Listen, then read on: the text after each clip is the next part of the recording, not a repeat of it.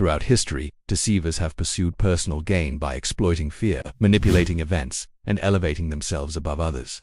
Their words change when convenient, and their message serves themselves rather than the truth. A man once used the moon to control people, another changed his message, depending on who he spoke to, but one prophet refused to use even a miracle for personal gain. In the next few minutes, I'll show you 3 true stories from history that revealed the difference between deception and integrity and why one choice changed everything.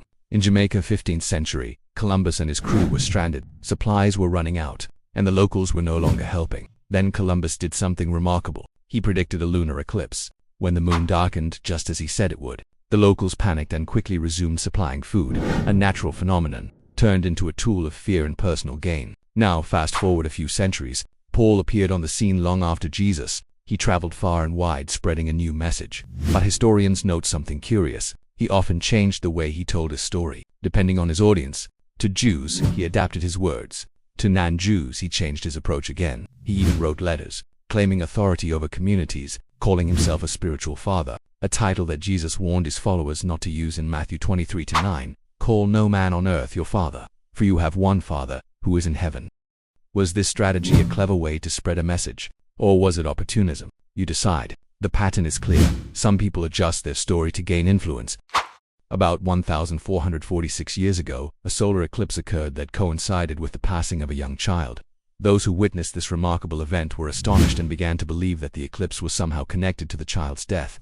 This child was Ibrahim, the son of Prophet Muhammad, peace and blessings be upon him. History teaches us that deceivers, as I have indicated before, never let such an opportunity go to waste and abuse the trust of their followers. Unlike the Prophet, peace and blessings be upon him, who, had he considered wealth or social status important, could easily have seized this opportunity and won the trust of the people. Moreover, many already saw it as a divine sign regarding the death of his son Ibrahim, peace and blessings be upon him, so there was no need to confirm it further. But the Prophet, peace and blessings be upon him, did the opposite.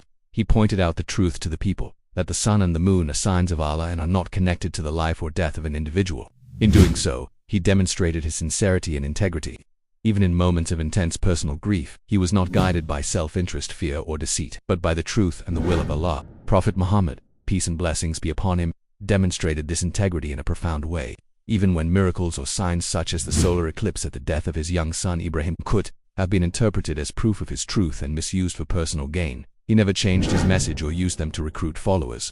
His teachings remained unwavering, even in the face of adversity, persecution, or rejection by his own family and community. This steadfast honesty, consistency, and transparency emphasized that the Prophet Muhammad, peace and blessings be upon him, was sincere in his mission, guided solely by devotion to God and the truth, in contrast to those who might distort their message for worldly gain.